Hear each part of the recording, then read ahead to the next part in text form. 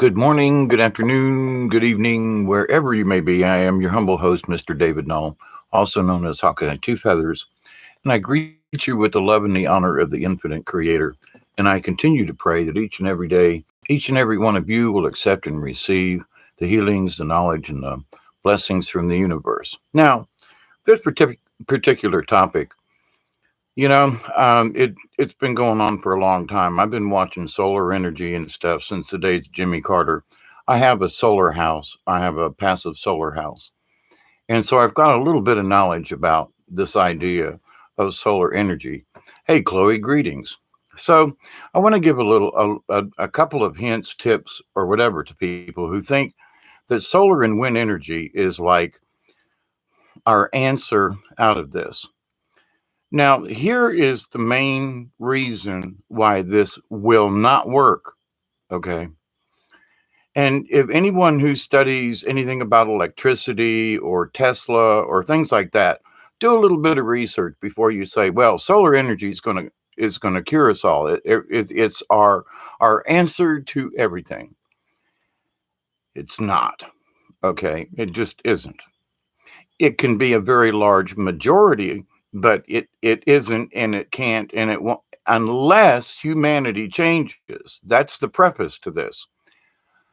The current way that humanity is using electricity, this is not going to work. Here's the reason.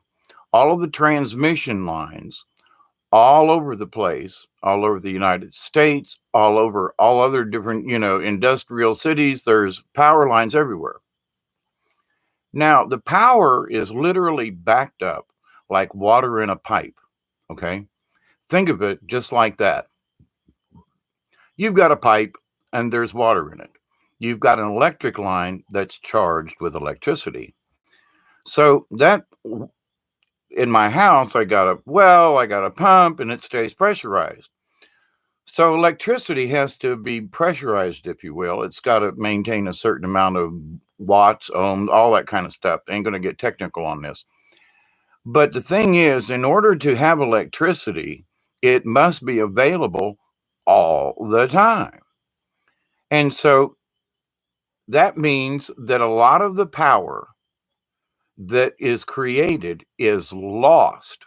When I started doing my research about this, I was surprised at how much energy is lost waiting for people to use it. Now, that seems a little ironic, a little what? Yeah. And at certain times of the day, as much as 50% of the energy that's stored in these electric lines is wasted because it has to sit there and wait for somebody to use it. Now, solar energy and that kind of thing, I think if humanity needs to change. So we've got power plants around here. There's one up in Albany. It's a coal-fired plant. Last time I checked, and it supplies a lot of electricity to the local neighboring towns and to the south. There is a nuclear power plant, which really ticked me off when I found out about it. They put it in after I moved here, so but over on the Alabama-Georgia border near Blakely, Georgia. And it's like, well, son of a gun. Then they've been putting them in all over Georgia, up north. There's several big plants over near Jacksonville. I moved out of Tampa because of the Crystal River plant and its close proximity to where I was living, and was not interested in that. But the thing is that we generate electricity, and back in the days of Tesla, back in the early 1900s, okay, Westinghouse and Edison and all these guys argued about this. And Tesla said DC power is the way to go. But the problem was you can't transmit it very far. Now, what does wind and solar do? They create a DC power versus AC, meaning alternating current. Now, a little bit of thing, alternating current can be sent down huge, long pipelines of wire. So, but now everything we have, this computer is DC powered, and it goes down the wire and then plugs into an AC outlet. So it converts AC to DC. Dang near the TV. When I started getting into electronics and so forth, once the wire goes into the back of the television set, it turns into DC power. Radios, you plug in an electronic radio, it's going to go through a DC converter because it can't use the AC in the thing because it would hum and fizzle and make a lot of racket. So it goes through these filters, bypasses, and voltage regulators to drop it from an AC power to a DC power. So DC is batteries, DC, solar, and wind. Okay.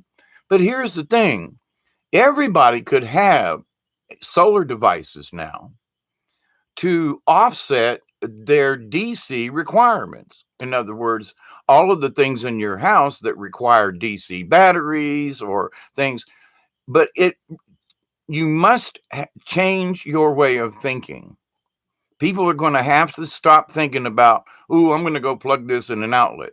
Now, I'm reworking my shed, my shop, and I'm going to rewire it, but I have mechanical equipment, okay? They're drill presses and wood lathes and things like that.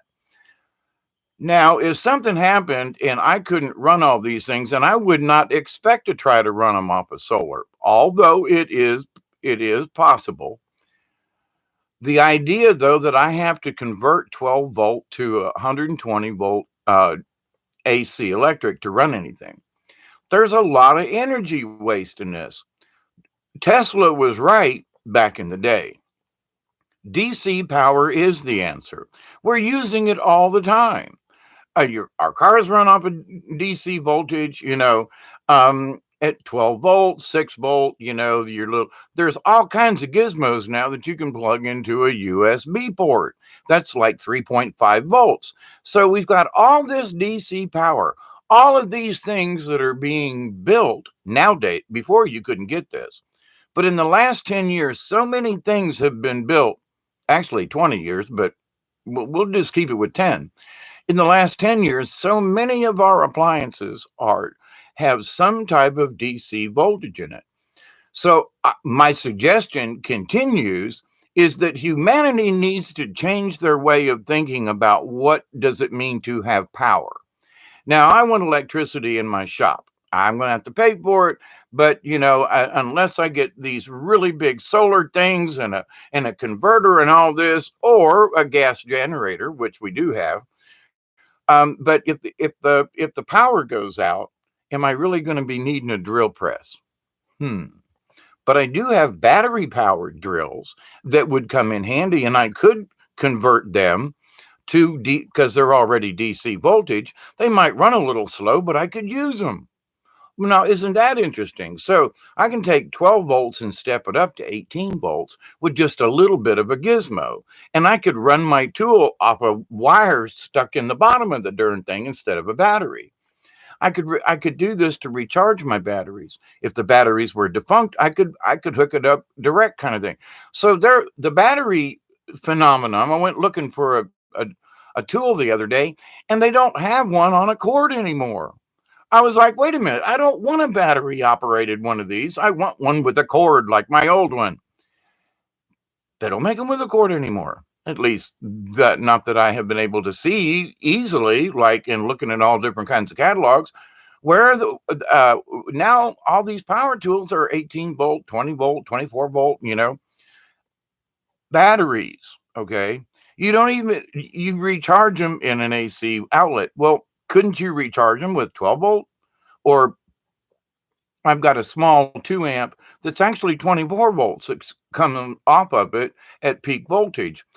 I burned up a battery because I wasn't paying attention. It was a really sunny day, and there was 23 volts going through this 12 volt battery. It fried it, let me tell you. Learned a lesson or two there. But if we are already geared or being geared towards plugging in all of these little devices in our wall to change the AC to DC, shouldn't we think maybe we should have a DC system in our house? It doesn't require much, and a whole house could be wired, with a little bit of wiring. It's not high voltage, so you could go anywhere in your house and just plug in to a DC voltage system. And depending on what it is, so your outlet would look like, like a USB port. You get anything that needs, okay, so you get USB voltage. You need something a little more, or you need something like you need to plug it, it'll work.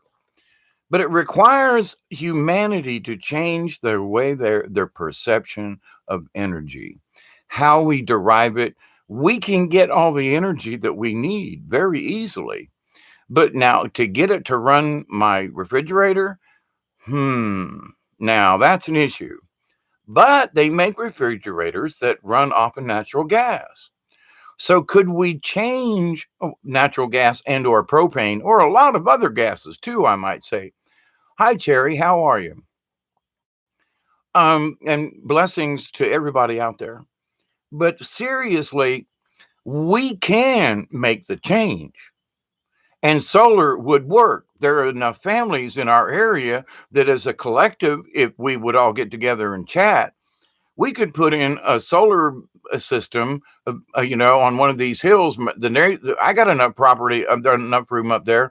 If somebody wanted to put, would go together and build a solar thingy, okay, I'd even clear a couple of trees for it to be more, efficient. But the thing is, though, that it would only be good for this community. Once it got about a mile away, it wouldn't be worth it. But all these people within this little quarter-mile area that lives in this little neighborhood here, we could benefit from it. Also, with all the chicken poo that's going on, we're not talking enough about methane gas and methane production. We are not. There are millions of tons of chicken poo and waste and scrap and stuff that are just being dumped into landfills, spread on, on fields, and it ends up in the air and in these streams. Why are we not using the byproducts of our own waste? Every single sewage treatment plant produces methane gas. Why aren't we bottling this up? We have to stop thinking about one giant plant somewhere with wires coming in. We need to start thinking more locally. And if we don't, humanity's going to get screwed, because when the system does go down, and it will, and it has, storms come through here, wiped us out last year during Hurricane Michael, I think it was, knocked a hole in stuff down here. And, the small town of Meigs, I couldn't believe how many wires were down. It took them weeks to finally get power back. And then there were still people that had to move out because their street was still, they couldn't wire because there was so much damage to the street and the wire. Oh my God, it was horrible. So can these catastrophes happen? Yes. But if you had a 12-volt system, you could pull in your little 12-volt solar panel, and you could, protect your batteries, God forbid a storm or whatever, and you could be up and running in no time. Now, I did use batteries during that whole affair, and I got by.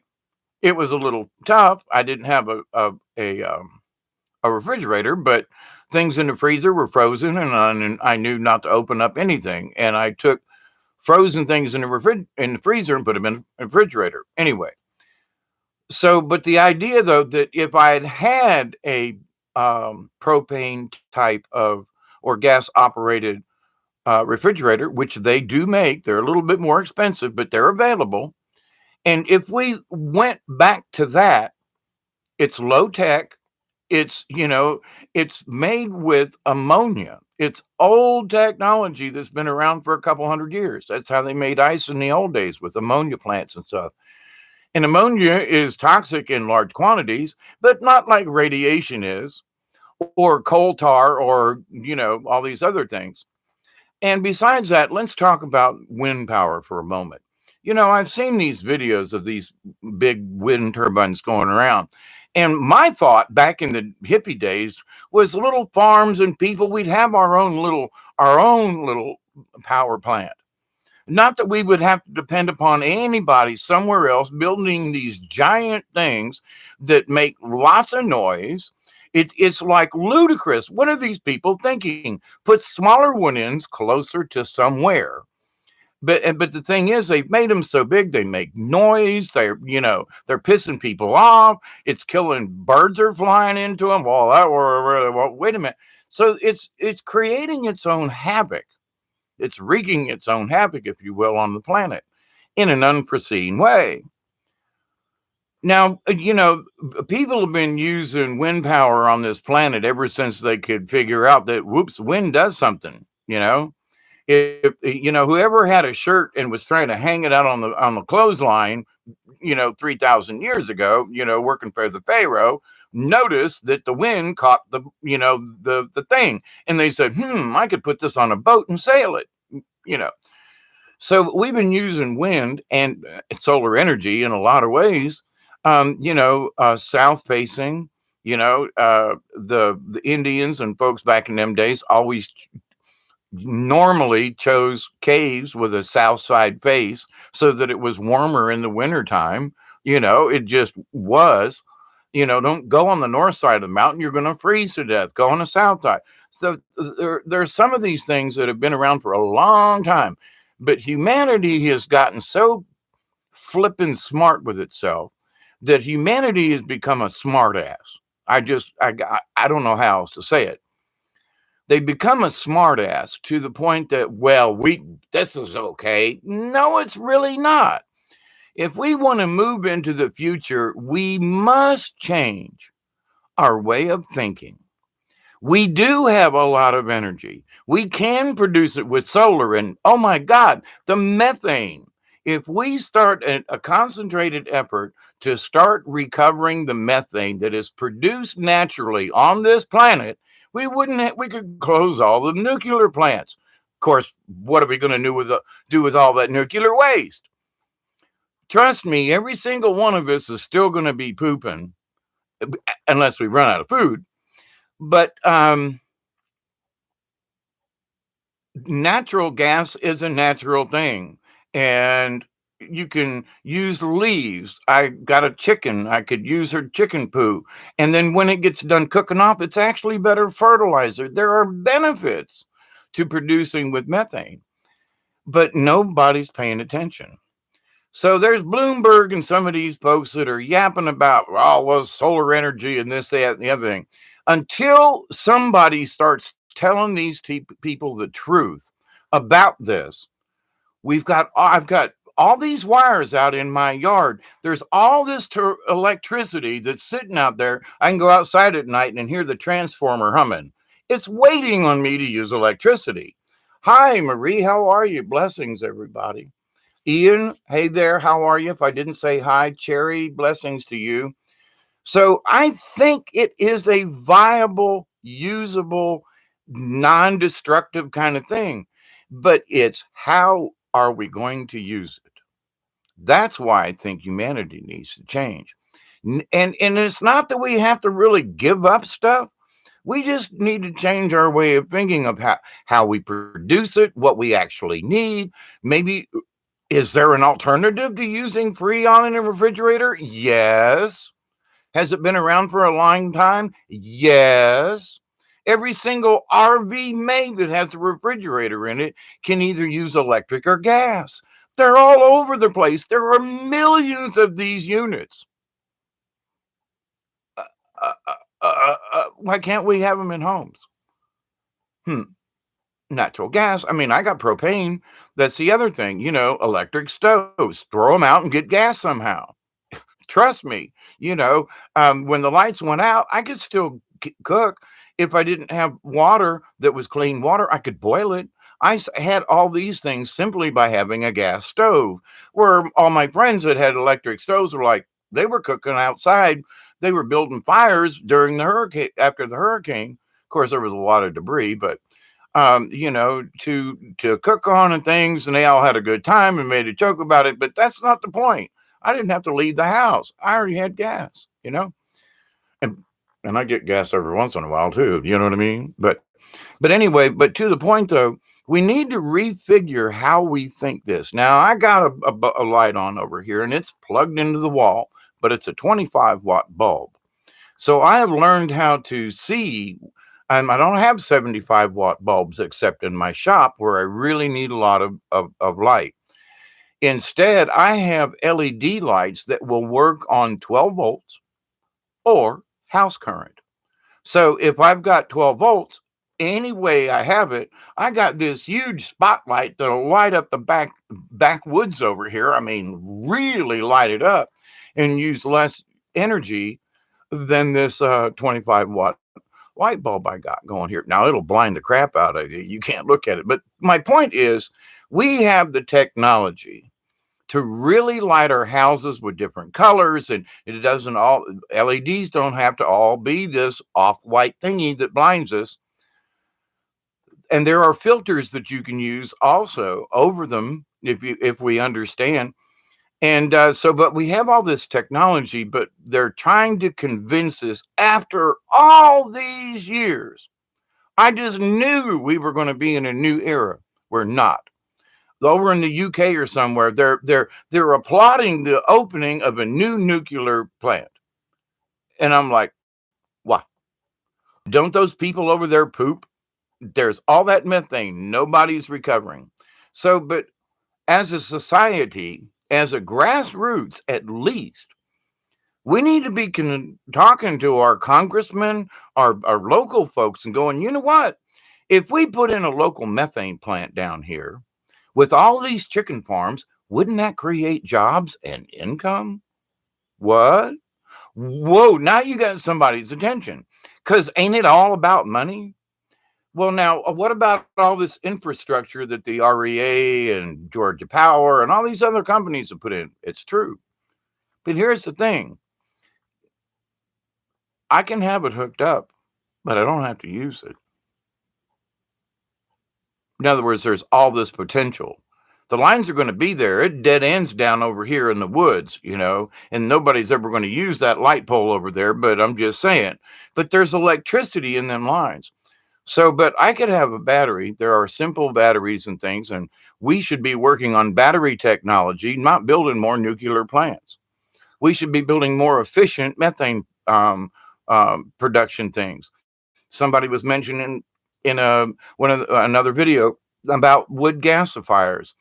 There, South Georgia and North Florida, a lot of areas are, there's a big tree industry around here, but they pile up the scraps and burn them in huge piles and fires.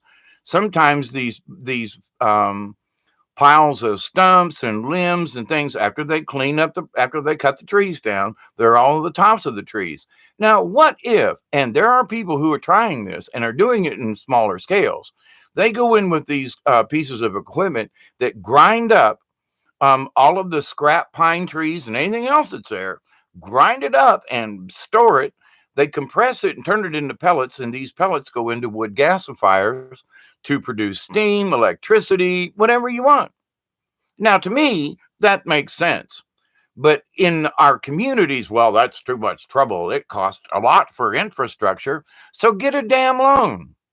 If we set up the infrastructure, then there will always be jobs, because there's all these trees around here. I got down trees. I would allow them to come and chop up trees for free just to get them out of my way, and they could have it to burn in the thing. So there are people who would probably donate trees, donate scrap to use in wood gasifiers. Up in North Georgia mountains, there's been several of them up there that have been operating in the carpet industry and clothing industry for producing steam.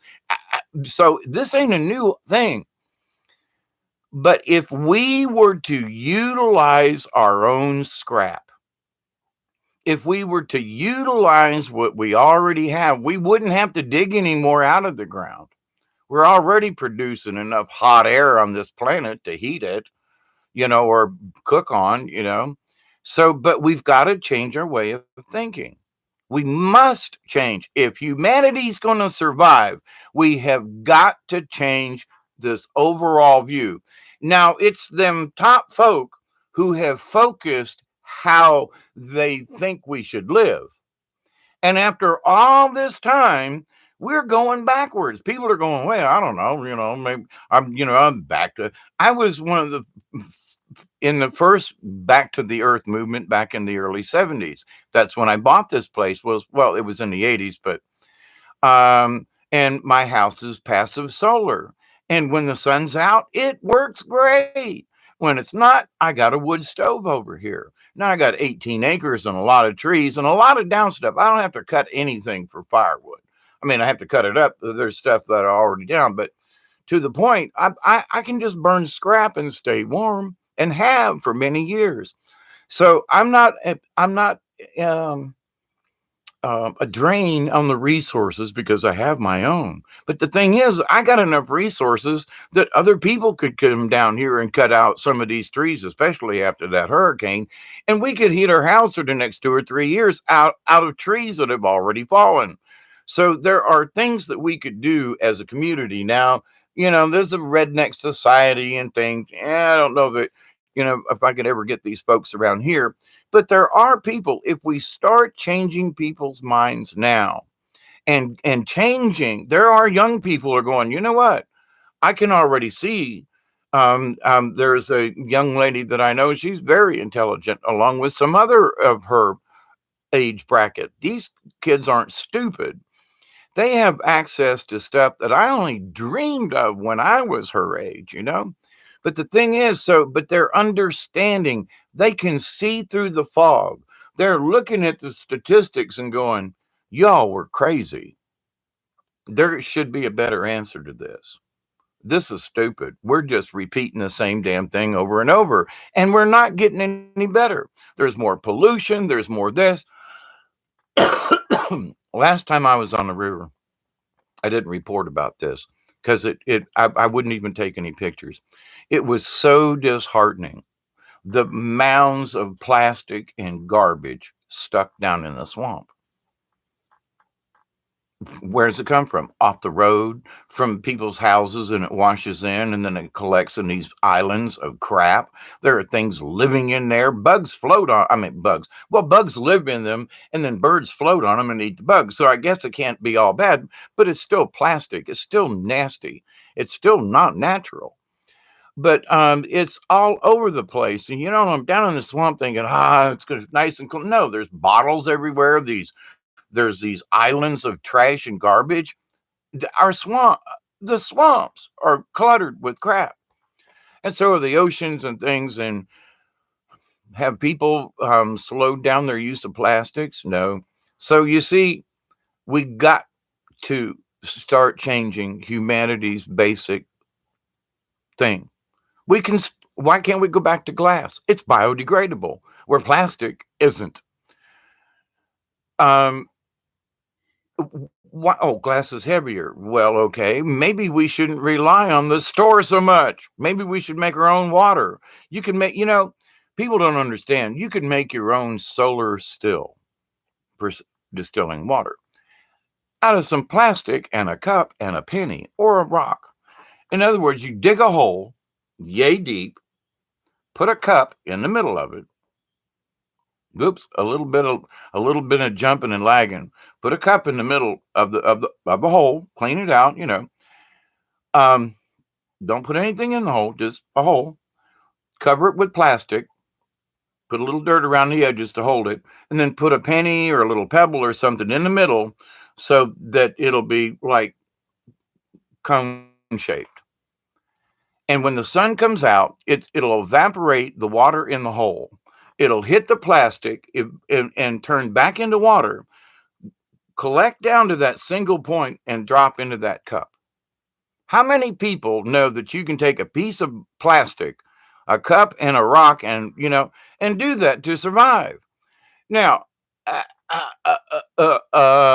and you can take a pan of water and cover it with plastic and put your cup in the middle of it.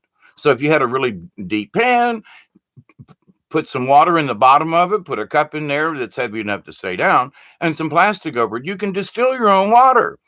There are simple things we can do to survive. We don't have to have all these special gizmos and gimmicks, period. We need to go back to basic fundamentals. We can still have clean water. We can still have stuff to power our junk.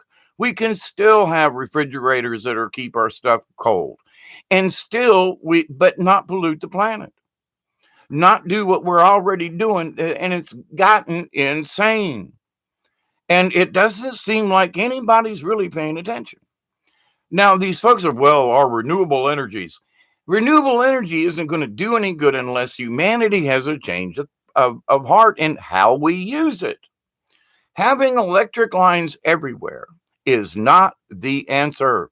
Small communities, neighborhood, 6, 8 people in a neighborhood could share electricity off of one solar panel if they knew how to do it right. And it could be, they could have they've got some really nice high-powered voltage thingamajiggies for wind turbines. So put one up over on somebody's house and share whatever energy, and in at nighttime you could have collective battery sources or something, because you can route 12 volt. It just doesn't like to go very far without, but you can boost it. You can take something as it goes down the line and its voltage drops, it can reach a little rectifier thingamajig and boost the energy back up to 12 volts. So any drop you may have, you can recover it. There are ways to do it. People have been doing it and experimenting about this now for a long time, ever since Tesla. But unless we change our modus operandi and our thinking up here, unless humanity looks at this in a different way, there's going to be another 20 years of shit. I'm sorry, but I don't know how else to say it. There's going to be 20 more years of crap, dumped, pollution, you name it. Now, I'm going to tag this video because I pretty much said my point about this. And if you doubt me, which do your own homework kind of thing, doing your own research. But I've looked at this in a lot of ways. And there's no way I'm going to try to create enough solar energy to run a converter in my house. I'm just not going to do it. Will I run 12 volts in the house? Have 12 volt outlets? I'm working on that. That's a plan in the background. But it doesn't require a lot. Plus I got a lot of freaking wire and stuff from an old trailer up on the hill. It'd be real easy to wire up some systems with that wiring from that old trailer. Anyway, but to my point though, unless we change our modus operandi, our mode of thinking and how we operate, and we can start right now and go, wait a minute, I want to talk to my congressman and say, why do you think, you're talking about renewable energies? Do we have any methane plants in our county? Are there any methane plants in our state? What do you mean? Well, renewable energy, everybody's crapping, everybody's got poo all over. Is anybody using that for energy? Well, I don't know. There's not. Then you say, I'm sorry, sir, but I don't want to vote for you. What? You want to build another nuclear plant? Oh, well, why? Look at all the poop we got. I mean, thousands of tons of it around here, million tons close to every year around here in South Georgia of chicken poo. Why are we not making an energy with this stuff? I honestly don't know. But elections coming up, and I got these new congressmen and so forth for this district. We're going to have a conversation because these new folks coming in, there's actually people that came down my driveway to see if I would vote for them. These folks are hungry for votes, and they really want to talk to you and me because they're tired of the same old shit from the people who've been in power. You follow me? Now, some of these are businessmen and stuff, but that don't make them billionaires or millionaires even. But some of these guys really want to hear what you have to say. So it's time for me to either, shut up or buck up or, get off my ass. And if nothing else, I can pressure my congressman. I can talk to the people in my neighborhood. Maybe that's what I should do, is go around and knock on my neighbors' doors and go, "Hey, don't you think we got enough chicken manure around here that we should have like free power forever because we have to put up with it?" I mean, there's all kinds of things. But unless we can change the public's viewpoint on this is moot. Now, for those of us preppers and people who want to plan ahead, I planned ahead with my house.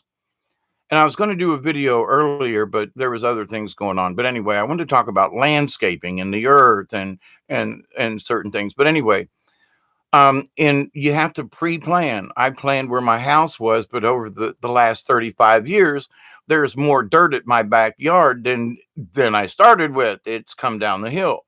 So, but there are changes that we can kind of sort of foresee, like a passive solar house or passive solar something on an existing house, looking at what you already have as resources and using what you have.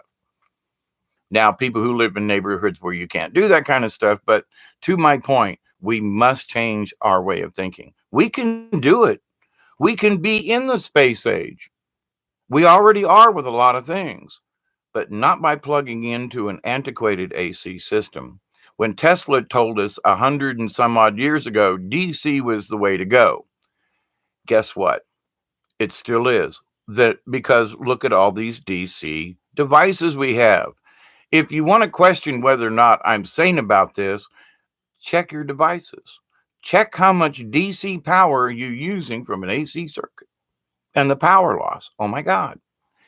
Why do those little transformers heat up? Because that's the energy they're losing.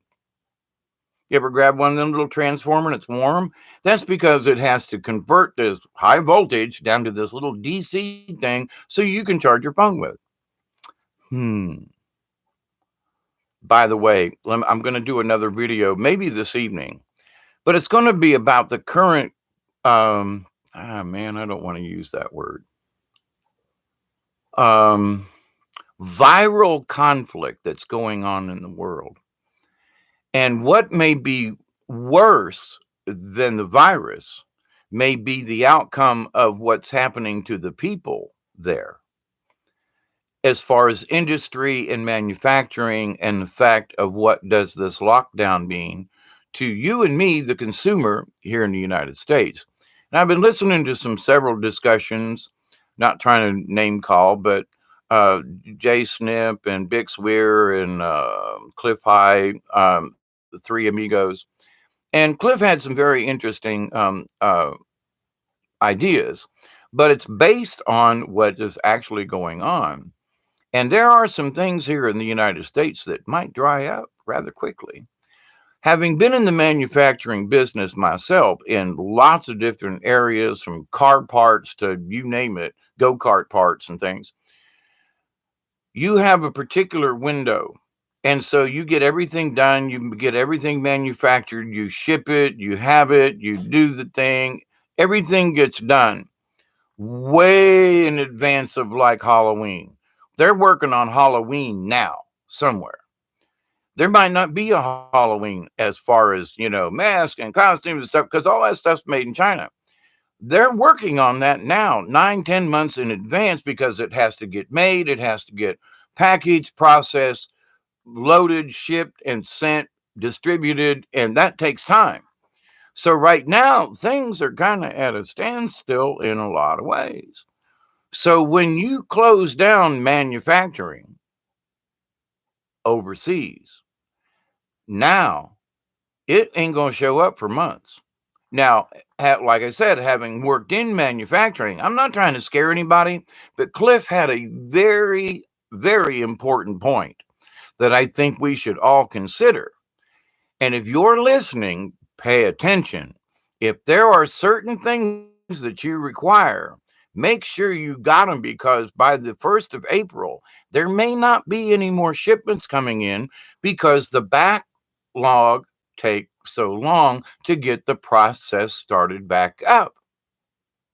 And we get a lot of stuff from China.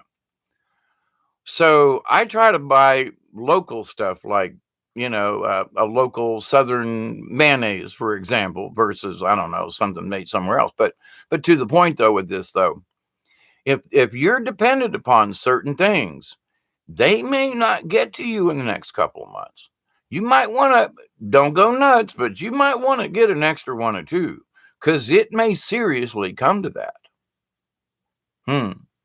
Why does Trump now? Am I all about Trump? Well, there are a lot of things about Trump that I like, but and one of the simple facts is the first thing he said was, let's give Americans their jobs back. I was part of the job leak to the South and overseas. We lost a lot of jobs down here in South Georgia. There used to be Meg's had 2 clothing manufacturers in them. They had a bank. They had 2 banks at one time, but they had at least one bank and a decent store and a bustling little community. And they're all gone. Moultrie had, they made Levi's jeans, and all that's gone. All of that disappeared years ago. The tobacco business disappeared years ago. This disappeared years ago down here in the South. All the things that employed a lot of people, manufacturing. There used to be machine shops all over the place. Can't find one down here now. You want something machined, you got to send it off to a bigger city. You can't go to the local guy and have him do it, because it's been taken away. There used to be 15 machine shops in Moultrie and around. I worked for several of them. Not one of them exists right now. And many people don't even know they ever existed. And they brought millions of dollars into the Moultrie economy by the people they employed, the things they made, the electricity. I mean, it was a business. Well, that's gone. Trailer manufacturers. Oh my God. There used to be 4 trailer manufacturers in Moultrie, 3 or 4 in Thomasville.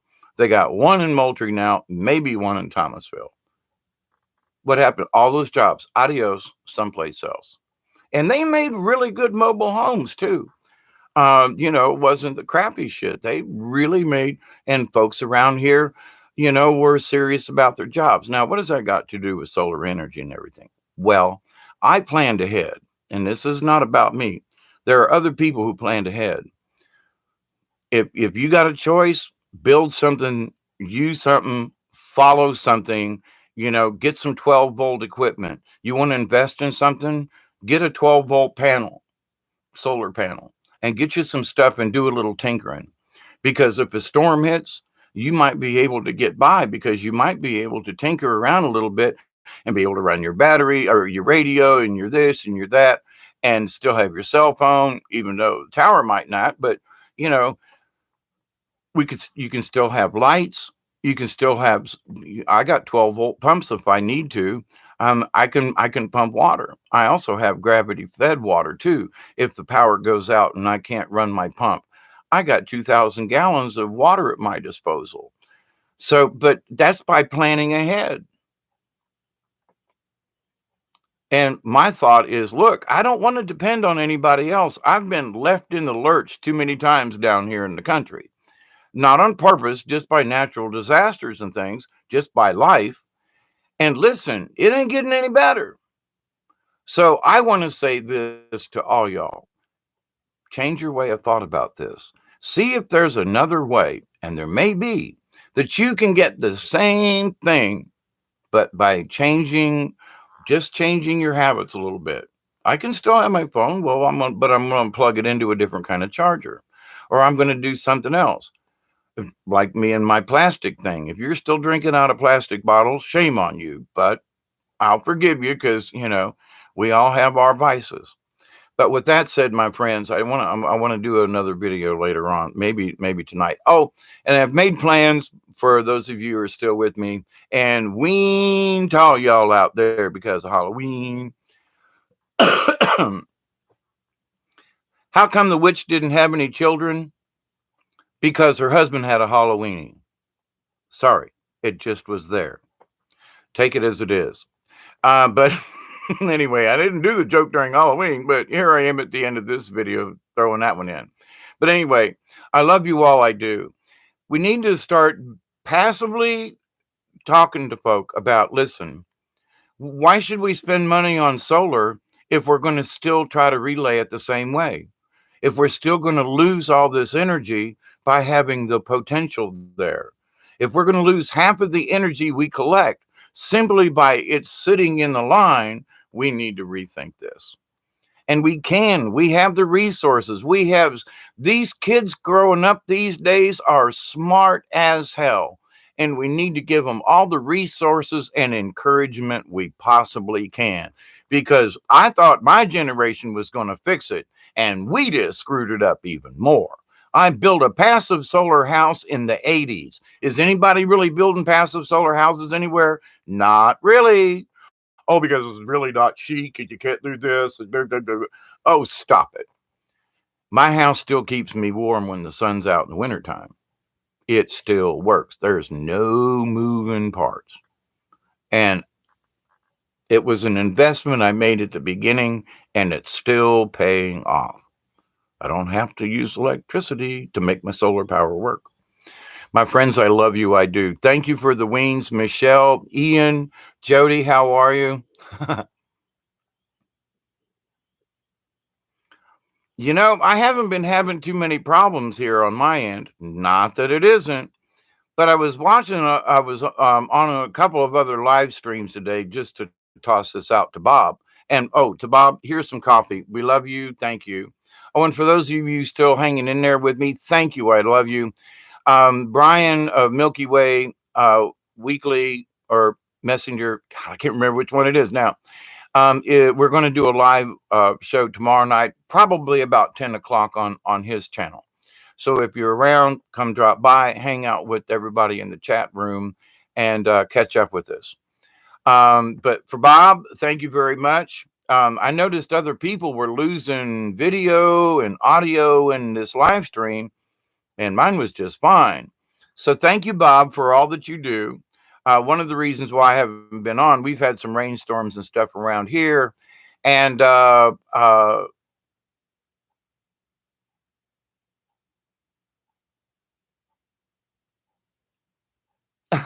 you too, Michelle. Cindy Tepper. Okay. I'm just reading something about a farmer burning chicken manure in a EFM 520 Stoker boiler to heat his barns. Yes, absolutely. And it's not only that, but you know, if these folks use it properly, they can run refrigerators and cooling systems off of this thing. You know, if they were using the older technology. Hey, Lady Spitfire, and I'm just getting ready to get off until I'll do one later on this evening. Probably, I guess, about 11ish. So if you're all hanging around out later on this evening, come back and visit and hang out. I kind of want to talk about this, the fear thing and what's going on. And, you know, I did a video, I guess about 2 weeks ago when this coronavirus thing first came out. And I told, yeah, I got to see you too, Lady Spitfire.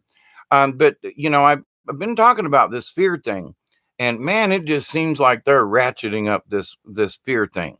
But to the other side of that, there is a reality to what the chaos is creating, like the manufacturing jobs, the pipeline from China being disrupted. How long will it take to get it rolling again? What does that mean for us and the rest of the planet? But mostly for us, because we get most of our crap from them.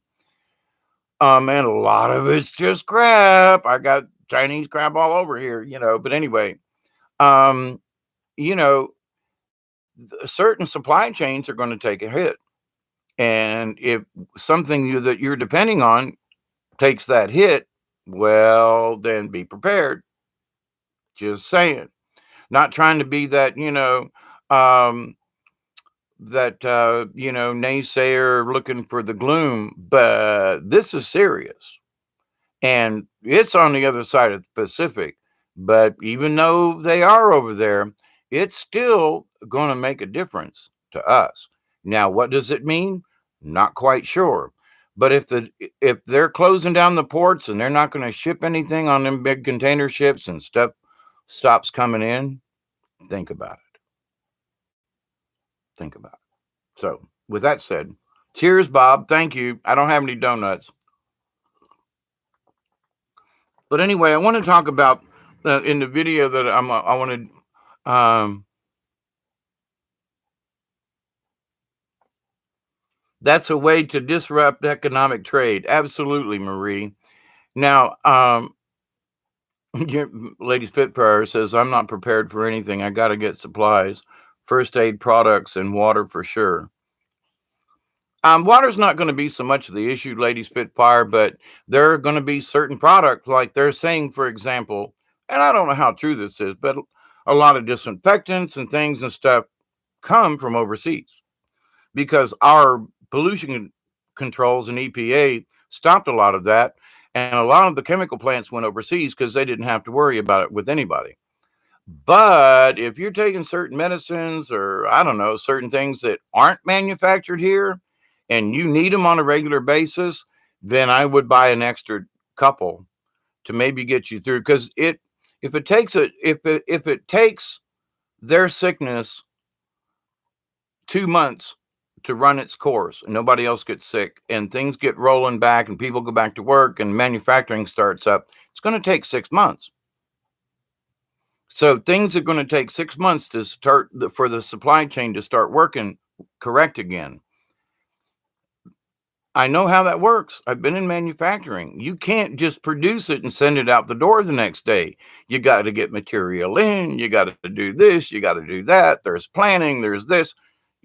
And all the arrangements have to be made in between. So, but anyway, this is not about fear, though. But I do think we need to pay attention. This is one of them times. I'm not afraid of the virus. I get flu stuff all the time, and I'm not really afraid of the slowdown of the stuff coming in from China.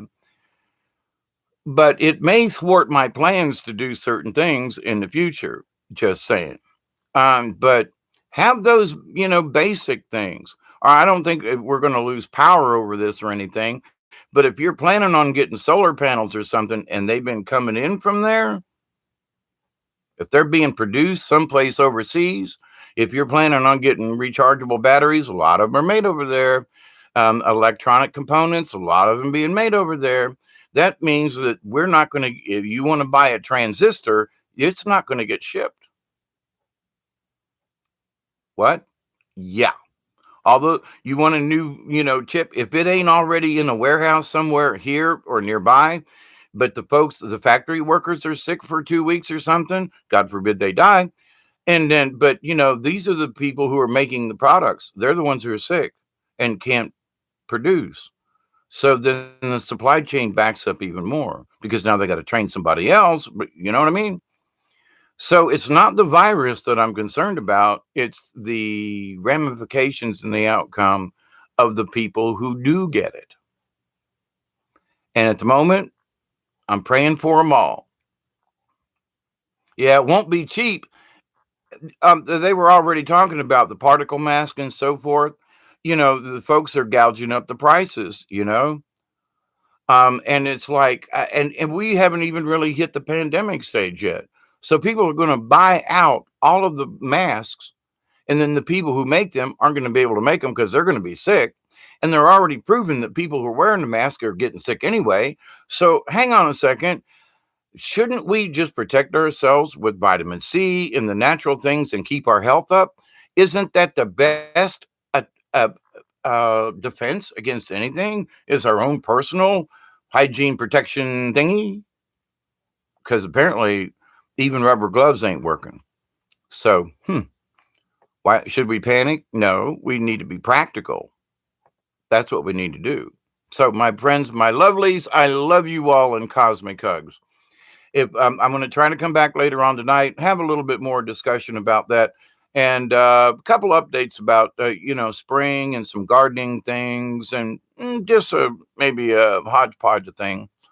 But I love you all. I do, and I do continue to pray each and every day for all of you. I do. Thank you all very much for what you do in this life and your contribution, because simply by having a positive thought about this, they're not going to scare me about this.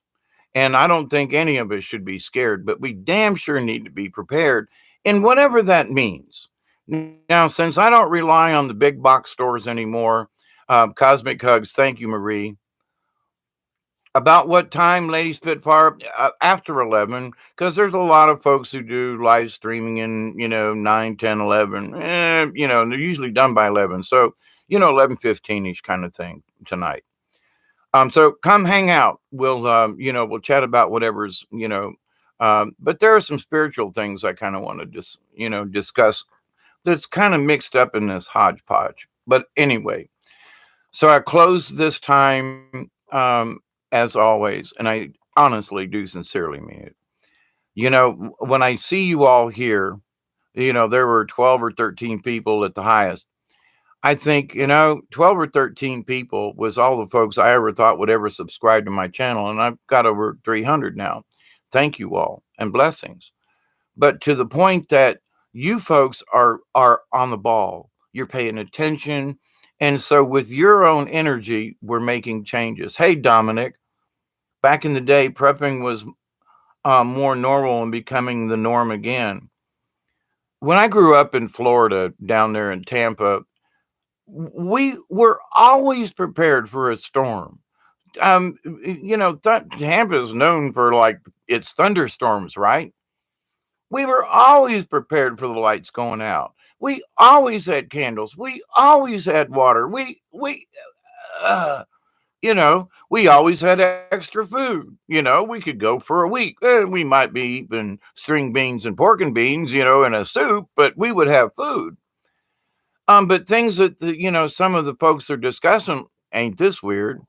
But folks are fighting over toilet paper. So get your paper towels and toilet paper now. Now I know that there are a lot of companies here in the United States that there are still mills who make paper products. So all paper products are not gone out of the United States, but having a couple extra candles wouldn't hurt. Just saying. And that's just to be on the safe side. But we were just Boy Scouts and Girl Scouts back in the day. We were just prepared, period. Now it's preppers. I guess I've always been a prepper because we were always taught to be prepared for any kind of outcome. And one of the things that has sustained me in some of the really crazy situations I've been in on the river and nearly drowning and all this other stuff is that I took the situation and I didn't panic. I was talking to Breaking Dawn about it yesterday, and I said, when I cut my finger last year, I spent 5 minutes just trying to calm down and not be in a panic. And panic will kill you quicker than anything else. But when it happens and you're jumping up and down and you're bleeding like a stuck hog, it's really difficult to just calm right down when you're squirting blood, But the thing is, though, once I calmed down, I got it all under control. So once the first little bit of shock and panic hits us, the thing to be prepared for is, how do I stand up and recover from this and look around my situation and go, well, the lights are out. Well, are the lines down? Did a storm come through? Or did you blow a fuse? You let your brain go through and figure out what it needs to do. Well, we don't have any water. Do you have any stored? Well, no. Well, then that's your fault. So store some water. This is what I did years ago to go camping with. I went down to Walmart's and bought one of them great big gas cans. And I painted it with a great big W on two sides. And it's a 5-gallon one. It's only had water in it, nothing else. It's still got water in it. It's out in my shed, but it's still got a little water in it after all these years. And I was like, what? Well, it's not empty. So you can make your own water containers, designated water containers. Now they're fairly expensive, but back in the day, it was like $5. You could get a 5-gallon thingy, and it's got a spout on it. And if you only use it for water, so I used it for camping. Fill that puppy up and go camping for a weekend. I didn't need any water from anywhere because I knew how to use this 5 gallons that I had. Plus, I had other water for drinking and things. But anyway, it's how you use what you already have. And people, they turn on the sink and they put soap on, the water's running, blah, blah, blah, and the water's running, people rinsing out their plates and putting them in a dishwasher. What? I rinse mine out and put them in and put them up. No, people are putting them, again, more water, more usage, more electricity, more stupidity. But anyway, and buy stainless steel. or at least cast iron. And if you have something stuck to the bottom of the pan, do not stick it in the sink, for God's sake. Put a little water in it, stick it back on the stove, and it'll bubble up and take whatever it is right out of the pan, especially if you use your spatula or something to help loosen it. I don't put soap in my pots and pans. No, I put them on the stove and reheat them, water, swirl them around, a little bit of oil in the thing, and it keeps everything nice and clean. And I don't have the taste of soap in my soup. I've had some people's soups where they didn't rinse the pan out just right, and you can taste the dish liquid. Sorry. But anyway, enough of my complaining.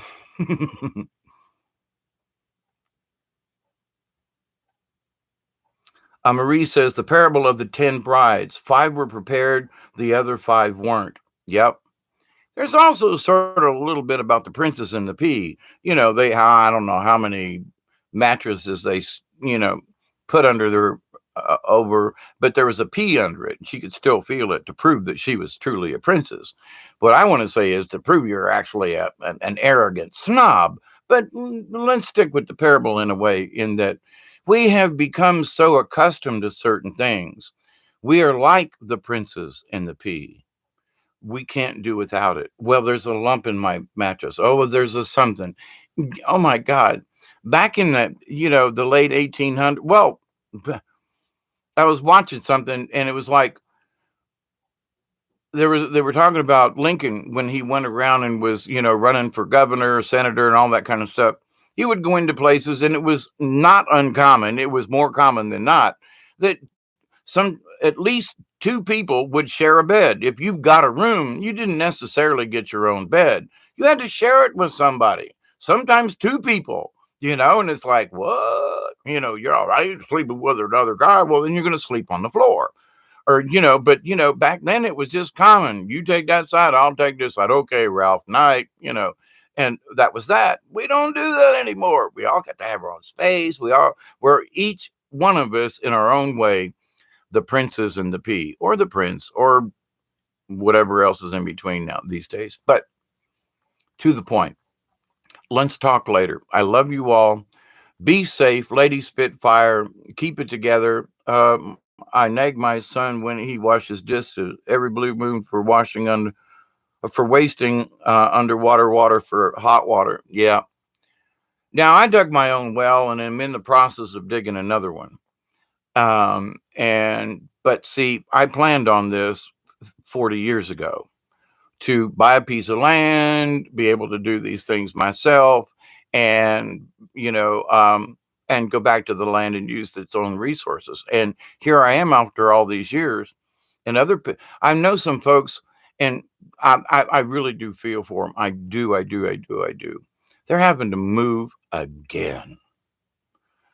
And it's like they lost their house where they lived for all these years. Then they lost to this, and they had to move, and they have to move again. And I'm like, oh my God, I'm still here after almost 40 years.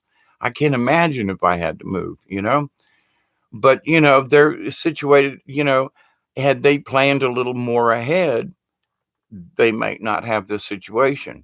I stuck it out. I said, I don't care if I have to live on a tent down here on my property. I'm sticking it out. Where other people, well, they gave in, they lost it to the bank or whatever. And trust me, I've almost lost my place a couple of times. So it ain't been all easy for me. But the thing is, I'm still here, and I'm stuck with it. But it was because I planned on it years ago, where I put the house, how I dug my well, where this sits, where that sits, where the chickens are, it was all planned out ahead of time. And it's still working, more or less, depending on rain. But anyway, so if you've got the opportunity, then plan ahead now. It doesn't have to be a lot, but thought processes, energy, My friends, let's close with a prayer. Until next time, I continue to pray that each and every one of you will accept and receive the healings, the knowledge, the wisdom, and the blessings from the universe. I continue to pray that each and every one of you, your friends, your family, all of your relatives, and all of your relations will continue to accept and receive the healings, the knowledge, and the blessings from the universe. And lastly, that special number 3, I continue to pray that each and every one of you will accept and receive the knowledge, the healing, and the blessings of the universe, and that you continue to share that knowledge and blessings with others and everywhere that you do. And Dominic, peace out as well. To all of you out there, the Christus and my angel friends and family, cheers. Breaking Dawn's coming down the stairs behind me. Cheers. Ween, Lady Spitfire, thank you very much. There's Breaking Dawn back over this shoulder over here. How y'all doing? How y'all doing? Lady Spitfire says, "Hey, Dawn." Hi. And but I'll come back on later on and have a little bit more get together. I'm not trying to be off the air or whatever, but a lot of I've been working my tail off here around the farm is what it is. And and so is Breaking Dawn. I was going to walk around the yard today, and it was kept wanting to spit some rain, so I didn't. But I'll show you some of the things that we're working on. The front porch, the shed that I can finally get in, and how I'm going to put windows on it and turn it into a passive solar semi greenhouse, and share some of the things we're working on here. Yeah, Lady Spitfire says not been much on YouTube lately. A lot of folks haven't, and it just seems like when I'm trying to get in touch with self or what's going on in the universe or whatever, it's just like, take a break. What? Take a break. What did you say? Take a break. I didn't hear. Wait, take a break. Okay, just wink. She's laughing over here going. But to that point though, there's been some things, but there's been so much other chaos. It's like, I don't know if anybody's really paying attention, because it's like I've been watching, and these folks over here going nuts about this, and these folks over here going nuts about that. And the chaos has just been so rampant. I mean, Planet X is even back in the freaking news again. I thought we were done with that, but maybe not. So, but anyway, so until later, my friends, be safe, be kind, be compassionate always, but also know when you're going to overextend your own self. Because in these times, I mean, if I had little children and folks to take care of, I'd be there. But such is not my case. But so with that, though, the best thing I can do is be prepared myself by taking my vitamins and staying healthy and exercising and being aware of what's going around me. That's the best thing we can do, is be prepared. Self-awareness. Am I getting a little sick? Better take a little bit more vitamin C. Better should do this, or lay off of something maybe too. So my friends, I love you all until later. Breaking Dawn sitting over here going, eh. Actually, she's not. I'm playing, but she's going like this. She's really not. She is. No, she's not. I got her laughing over here. Yeah, see, you can't see. She's in the dark over there. But anyway, she's giggling. So, but laughter is one of the best medicines, and it helps get our energy levels up and our good juices flowing, if you know what I mean.